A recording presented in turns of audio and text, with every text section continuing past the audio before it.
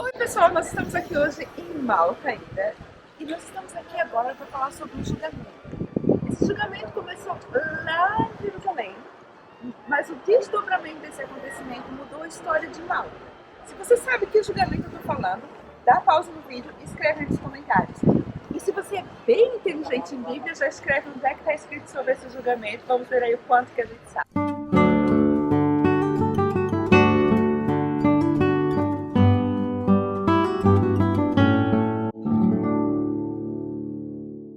Já abre a sua Bíblia aí comigo no livro de Atos, capítulo 21. Já responde aí, dá um joinha se você acertou lá nos comentários. Em Atos, capítulo 21, depois da agitação feita pelos judeus, o comandante romano viu ali o negócio e disse: isso vai dar ruim. Então ele interferiu para ajudar com que Paulo não fosse morto, pelo menos não sem o julgamento. Paulo foi tomado por ele então e levado à fortaleza Antônia. Essa fortaleza foi construída anos atrás, mas foi reconstruída por Herodes o Grande. E claro que nós não estamos na fortaleza Antônia, porque nós estamos em Malta, como você sabe, e essa história aconteceu lá em Jerusalém, mas lá na fortaleza Antônia é onde começou essa viagem. Então, os desdobramentos dessa revolta de Atos 21 vão culminar aqui em Malta. Aliás, nem vai ser aqui que vai culminar lá em Roma. Mas vai ter essa passagem por Malta, onde o evangelho vai ser trazido aqui. Vamos descobrir um pouquinho mais sobre isso. Por causa daquela agitação, agora o comandante pega Paulo e vai levá-lo à fortaleza. No caminho, Paulo pergunta ao comandante: posso ter uma palavra com você? Podemos conversar aqui? E o comandante fica um pouquinho surpreso, como a gente vai ver aqui na narração bíblica. Aliás, vamos ler a narração bíblica. Quando os soldados estavam para introduzir Paulo na fortaleza, ele perguntou ao comandante: posso dizer-te algo? Você fala grego? Perguntou ele. Não é você aquele egípcio que iniciou uma revolta e há algum tempo levou 4.000 assassinos para o deserto? Paulo respondeu: sou judeu, cidadão de Tarso, cidade importante da Cilícia. Permite-me falar ao povo. E você viu aí, o comandante ficou um pouquinho surpreso. Você fala grego? Nós já sabemos que Paulo era alguém muito instruído. E ele diz: você não é aquele egípcio que levou pessoas ao deserto? O que é que ele está falando aqui, gente? Porque a Bíblia não vai nos dar essa história. Quem é esse egípcio? O que aconteceu no deserto? Mas, felizmente, Eusébio de Cesareia vai citar em seu livro História da Igreja, ele vai citar Flávio Josefo, que vai falar o que aconteceu no deserto e quem era, de fato, esse egípcio.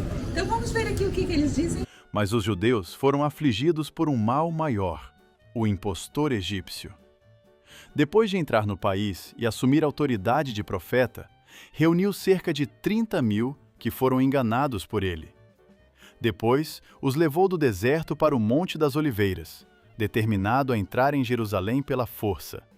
E após subjugar a guarnição romana, tomar o governo do povo, empregando seus seguidores como escolta. Mas Félix, antecipando-se ao ataque, saiu a seu encontro com o exército romano. E todo o povo participou da defesa, de modo que, quando se travou a batalha, o egípcio fugiu com os poucos, e a maior parte dos que o acompanhavam foi destruída ou capturada. E para evitar o assassinato de Paulo, que agora já estava identificado como cidadão romano, o comandante enviou a Cesareia com uma carta ao governador. Paulo necessitava agora ser propriamente julgado como cidadão romano, e a segurança dele estava em risco, porque ali em Jerusalém, muitas pessoas queriam matá-lo.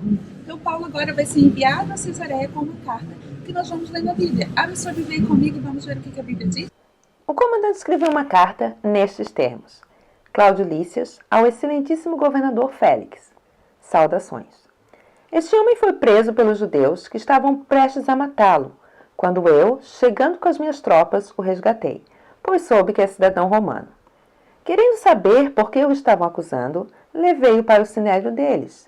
Descobri que estava sendo acusado em questões da lei deles, mas não havia contra ele nenhuma acusação que merecesse morte ou prisão. Quando foi informado de que estava sendo preparada uma cilada contra ele, enviei-o imediatamente a Sua Excelência. Também ordenei que os seus acusadores apresentassem a Sua Excelência aquilo que tem contra ele. A prisão daquele tempo, ou seja, a perda da liberdade, não era considerada um castigo.